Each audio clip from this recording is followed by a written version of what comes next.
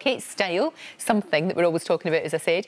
Do you know what? It gets people talking all over the world, especially my next guest. She's part of a group of women who call themselves the Replicates and loves nothing more than trying to copy her look. Well, joining me all the way from Sydney, Australia, is school teacher Rachel Tagg, who's got a touch of the Kates about her. You definitely look a little bit like her too.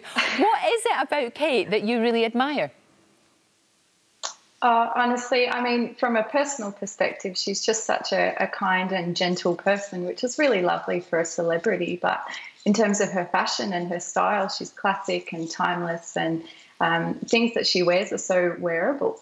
Well, exactly, and you must be very glad to see her back in the public eye. Of course I am. It's been a few weeks, so we're very excited to see her again. And have you actually seen her? I know she went to Australia. They did a tour there. It was very successful. Did you get a chance to see her in the flesh? I did, a couple of times. I saw them at the airport when they arrived. I saw them the next day in the Blue Mountains. And then a couple of days later at Manly Beach, where she was wearing the dress that I'm currently wearing at the moment. Oh, okay. And then a couple of days later for the Easter service. So you really do. You really are a fan. I mean, you copy the fashion sense as well. I mean, it must take ages to track that down. Sometimes it depends where it's from and how old it is. She often wears things that are a couple of years old. And sometimes we get lucky and she wears something that was made by an Australian designer like this, or something that's a bit more accessible. Not everyone can copy her fashion.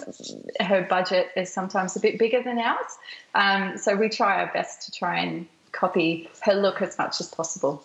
Well, I'll tell you what, you've got it down to a T. You really have. It looks. We saw some pictures there. It looks absolutely beautiful. It really does. And she's, you know, we were talking with Camilla. There's a lot more to her than just her dress senses. I mean, obviously that's what people talk about, but there's a lot more to her as well.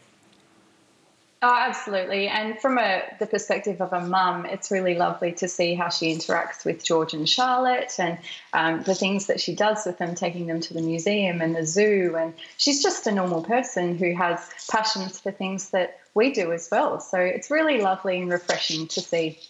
Rachel, thank you so much for joining us from Sydney, Australia. I really appreciate it. Thank you very much indeed.